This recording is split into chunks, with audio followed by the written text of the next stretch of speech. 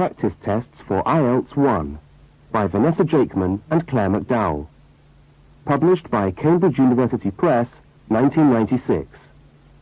This recording is copyright. Cassette 2, Side 1. Practice Test 3. You will hear a number of different recordings, and you will have to answer questions on what you hear. There will be time for you to read the instructions and questions, and you will have a chance to check your work. All the recordings will be played once only. The test is in 4 sections. Write all your answers in the listening question booklet.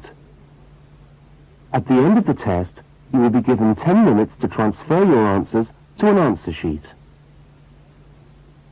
Now turn to section 1 of your question booklet.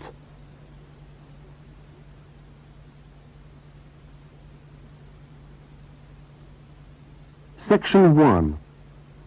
You will hear a student inquiring about parking facilities. First, look at questions 1 to 4. For each of the questions, 4 alternatives are given. Decide which of the alternatives, A, B, C or D, best fits what you hear on the tape, and circle the appropriate letter. You will see that there is an example which has been done for you. On this occasion only, the conversation relating to the example will be played first.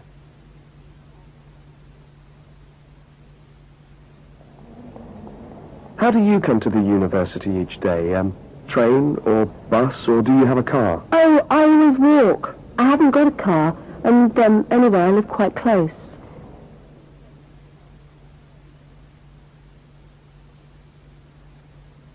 The woman says she always walks, so C has been circled. Now we shall begin.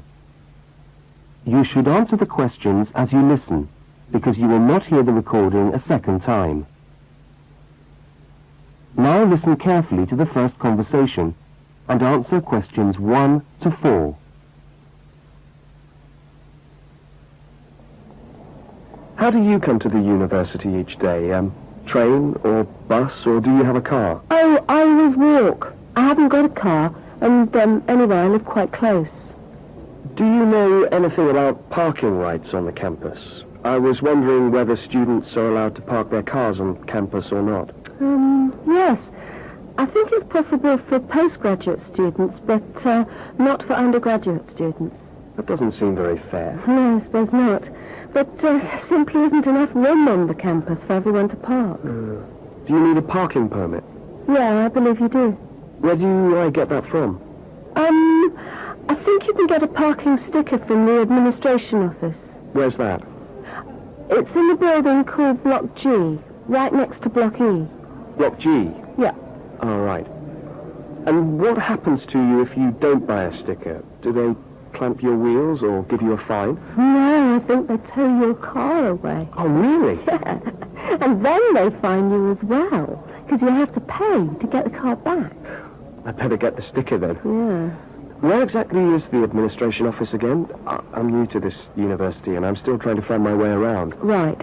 You go along Library Road, past the tennis courts on your left and the swimming pool on your right. Yeah. And the administration office is opposite the car park on the left. You can't miss it. So it's up Library Road, past the swimming pool, opposite the car park. Right, I'll go straight over there. Bye, and thanks for the help.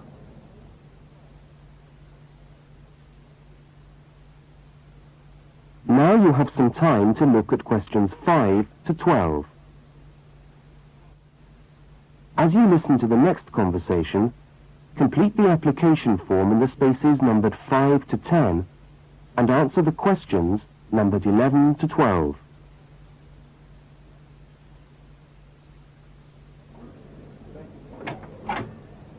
Good morning. Can I help you? Yes, I was told to come over here to get a parking sticker. Is this the right place? Yes, it is. Are you a postgraduate student? Yes, I am. Okay. Well, I'll just need to take some details. Your name? Richard Lee. That's spelt L-E-E. Richard Lee. And the address? Flat 13, 30 Enmore Road.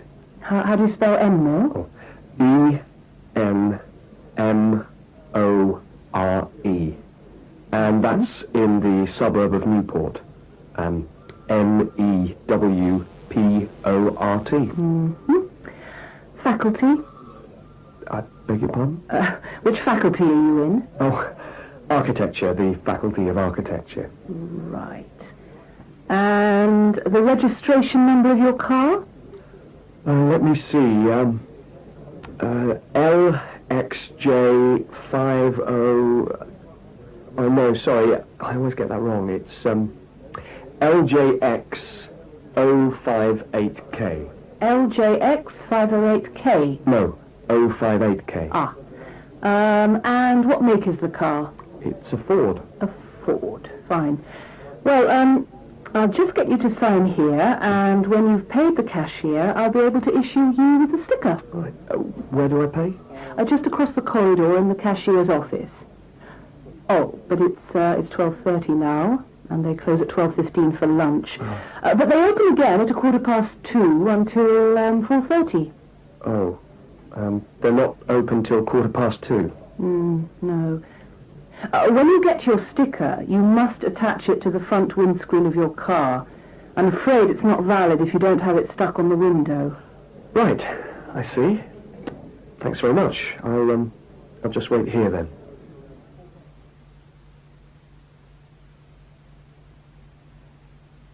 That is the end of section 1. You now have half a minute to check your answers. Now turn to section 2.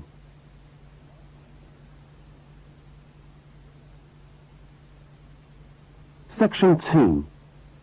You will hear a talk given by a guide showing a group of people round a museum. First, you have some time to look at questions 13 to 18. Now listen to the guide and complete the notes by filling in the numbered spaces 13 to 18.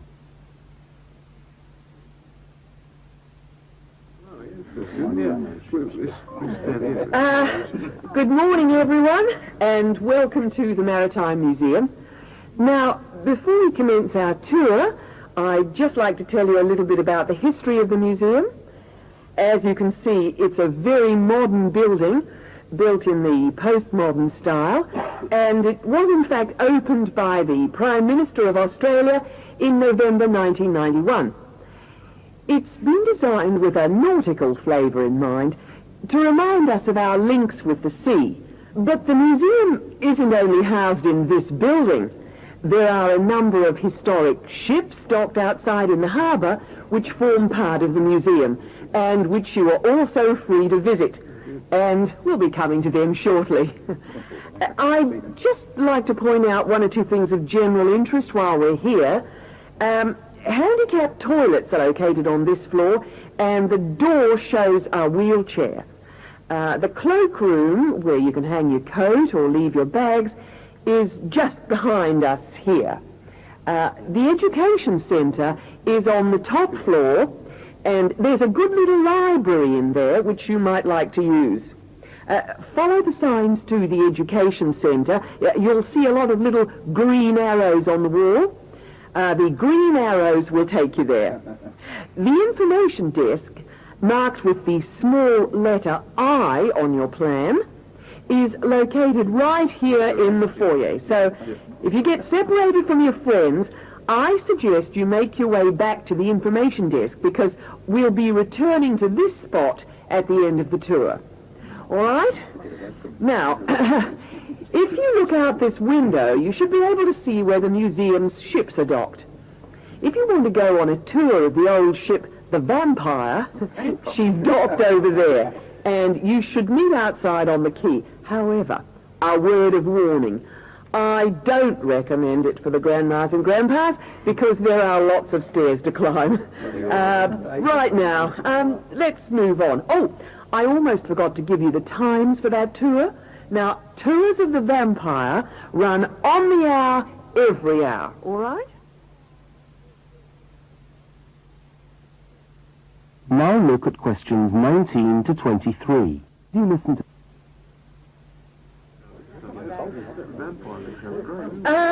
Let's take a walk around the museum now. The first room we're coming to is the theatre. This room is used to screen videos of special interest, and we also use it for lectures.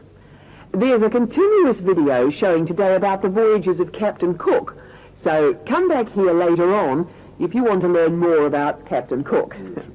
Now, we're moving along the gallery known as the Leisure Gallery.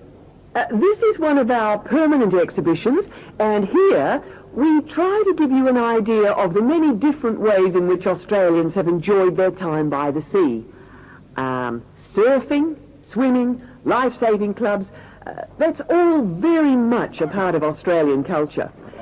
At the end of this section, we'll come to the picture gallery, where we've got a marvellous collection of paintings, all by Australian artists. I think you can buy reproductions of some of these paintings in the museum shop. They're well worth a good look.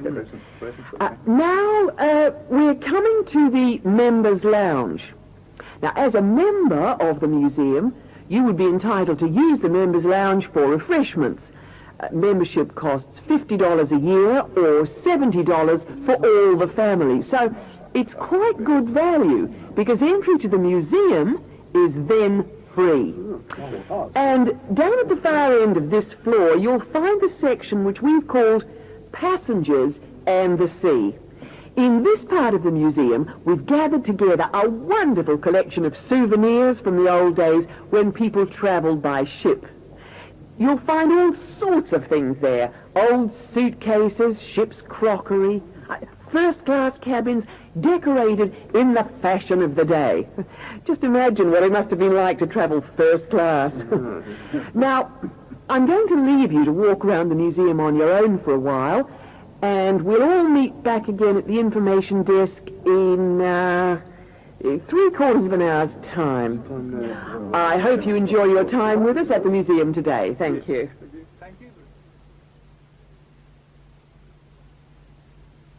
That is the end of section 2. You now turn to section 3.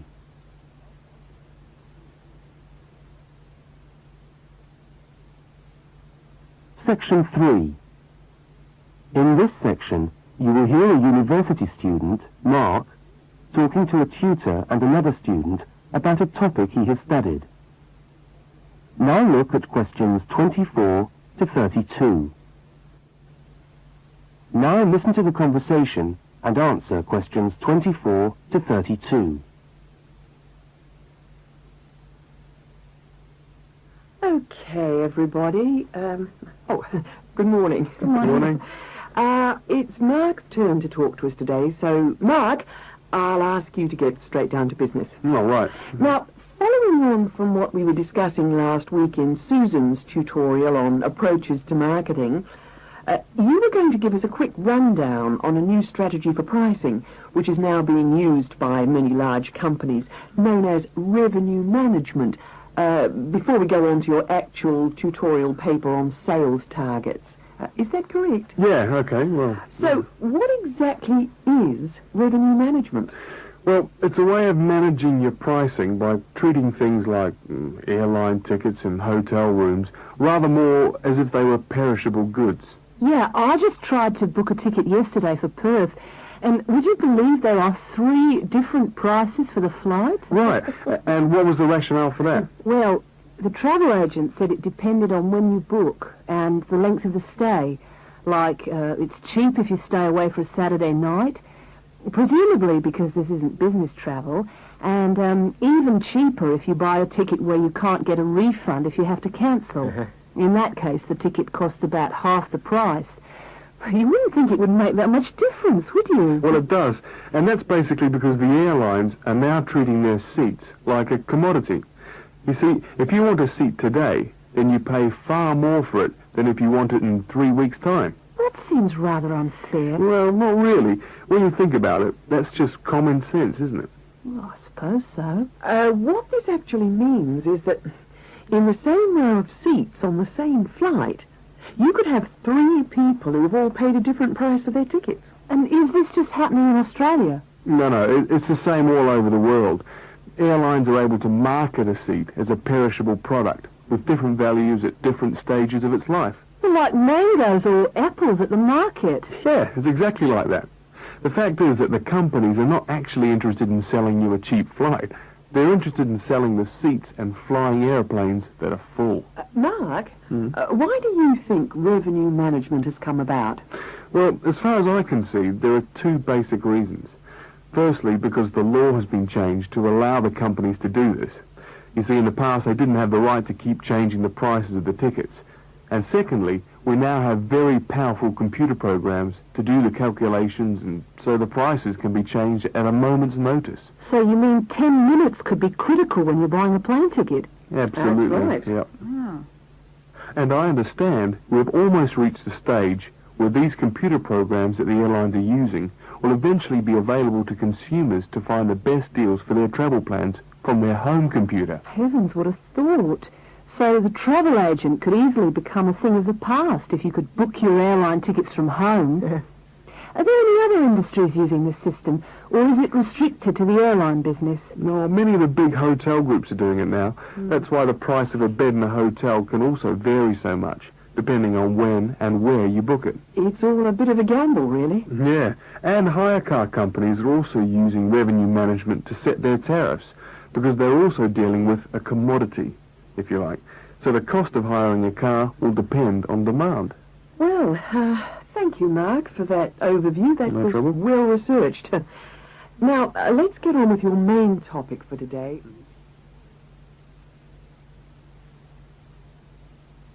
That is the end of section 3. You now have half a minute to check your answers. Now turn to section 4.